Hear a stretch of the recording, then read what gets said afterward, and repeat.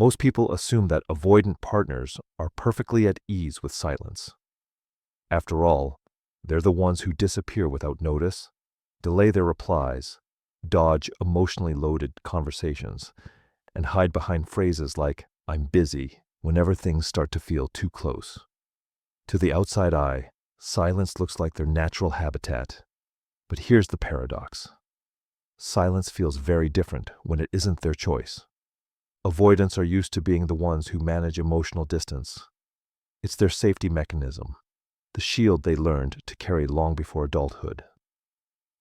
When conflict or closeness threatens to overwhelm them, they retreat. This withdrawal in their mind isn't the end of the relationship.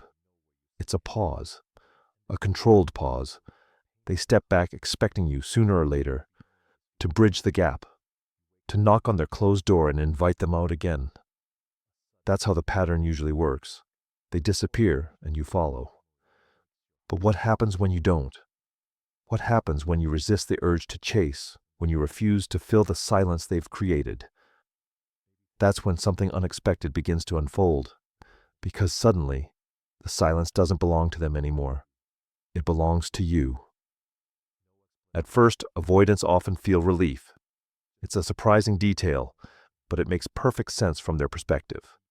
The moment you go quiet, they think, finally, the pressure is gone. There's no demand for deep talks, no looming emotional confrontation, no risk of being trapped in a conversation they don't feel ready for. In this early stage, your silence feels like cooperation. To them, it almost looks as if you've accepted their need for space, maybe even as if you've finally understood them. And because of that, they feel in control. Their ego gets fed. They imagine you're waiting quietly in the background, orbiting them, ready to re-engage whenever they decide. It's not that they consciously think, "I've won," but deep down, there's a sense of victory in how neatly the distance seems to be working in their favor. But here's the secret very few people realize. Avoidants always expect the silence to end. They see distance not as a permanent state, but as a temporary cooling off period. They expect you to come back, to text, to call, to reach out with a, "Hey, are you okay?" The silence they create is meant to reset the emotional temperature, not to erase the connection altogether.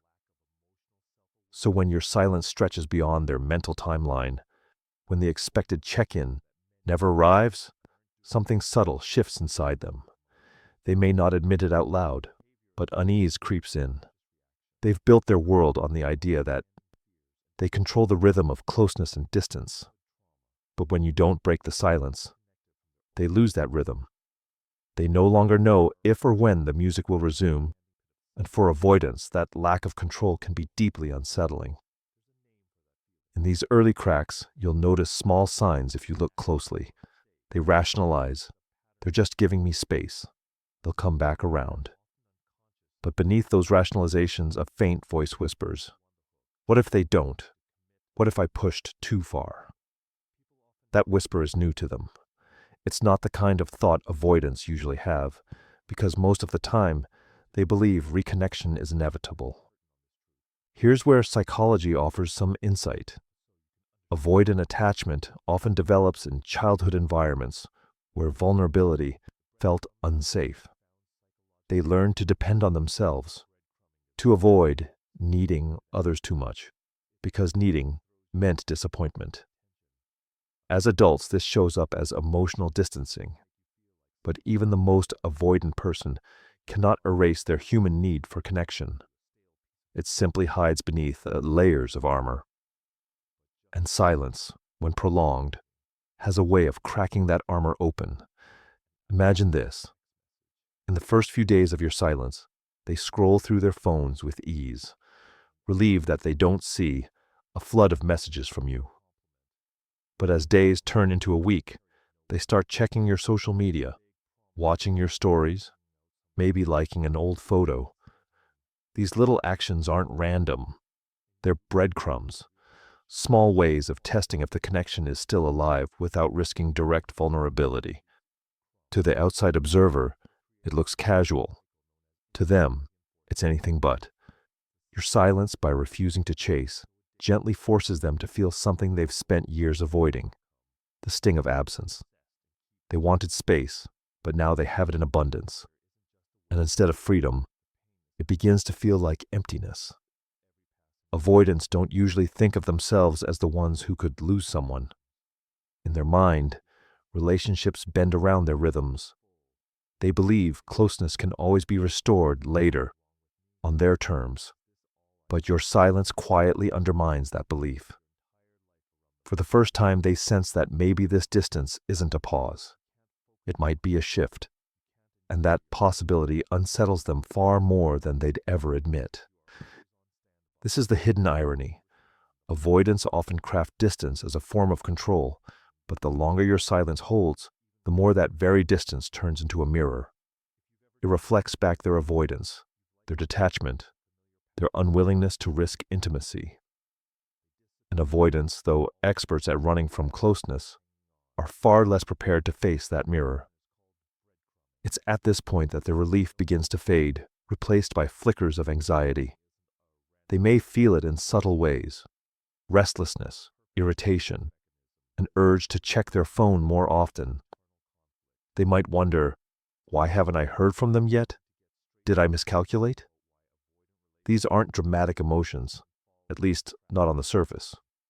Remember, avoidants pride themselves on calm, on not needing anyone too much. But beneath the calm exterior, small cracks are forming. And once those cracks appear, silence stops feeling like peace. It starts feeling like pressure. Not the pressure of your demands, but the pressure of their own uncertainty. For the first time, they're not sure if the connection is still guaranteed. That's the beginning of the storm, one that only grows stronger the longer your silence lasts, when silence turns into a mirror. As the silence lingers, something subtle but powerful begins to shift inside the avoidant. At first, they told themselves comforting stories. You're busy. You're just respecting their space. You'll eventually come back, like always. But as each day passes without a word, those stories lose their grip. The silence no longer feels like space. It feels like distance, real distance. Avoidants are masters at running from closeness, but they're not used to being on the receiving end of absence. When you hold steady in your silence, you hand them a mirror they never asked for. A mirror that reflects their own avoidance back at them. And here's the truth: they're not prepared for what they see. At first, the emotions are faint, almost imperceptible. A little restlessness, an odd urge to check their phone more often than usual, a subtle curiosity about what you might be doing. But underneath that surface calm, insecurity begins to whisper, did I go too far? What if they're moving on? What if I'm not as important as I thought? This is where their inner critic, the voice they spend so much effort suppressing, wakes up. You see, avoidants often project confidence, independence, even indifference. But beneath that exterior, many carry deep fears that they're not enough, that they're too difficult to love, that one day the people closest to them will finally give up. Your silence doesn't create these fears. It simply leaves enough quiet for them to be heard. Psychologists call this phenomenon attachment anxiety, triggered by absence. For avoidance, it shows up in indirect ways. They won't send a long, vulnerable message admitting they miss you. That feels too risky, too raw. Instead, they might leave breadcrumbs, liking an old photo, viewing your story seconds after you post it, sending a casual, "Hey, how's it going?" text that pretends to be casual but carries hidden weight. These small gestures are avoidant code. They're not designed to restart a deep emotional conversation. They're tests, tiny probes to see if the door is still open. Because if you respond warmly, they can tell themselves, see, everything's fine. I still have control. But if you don't, their unease only grows. Here's where the irony deepens. The very space they once craved begins to turn into the one thing they fear: rejection. They wanted silence, but not this much silence. They wanted space, but not emptiness. Your refusal to break the silence forces them to taste the very medicine they've given others for years. And many don't like the flavor. For some avoidants, pride becomes their shield at this stage. They may think, oh, so now they're trying to play my game. They frame your silence as manipulation, a tactic, because that's easier to swallow than the deeper truth, that maybe you've simply stopped chasing. This framing helps them avoid confronting their own role in the growing gap. But pride is a fragile defense, and underneath it, the longing only grows stronger. Others may quietly panic. They won't show it outwardly, but inside, a storm begins to build. What if they're done with me? What if they've found someone else? What if my silence pushed them away for good?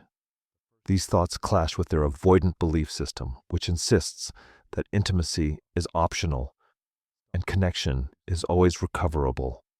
Suddenly, that belief doesn't feel so solid anymore. This is also when you'll notice the rise of mental gymnastics. To cope with the unease, avoidants often invent explanations. They're punishing me. They're testing me. They're being dramatic. These stories aren't always true, but they serve a purpose. They keep the avoidant from looking too closely at their own vulnerability. Because if your silence isn't a tactic, if it's simply your boundary, then they'd have to face a truth they've avoided all their life. That emotional distance can cost them something real. And here lies the hidden gift of silence. It forces accountability without a single word.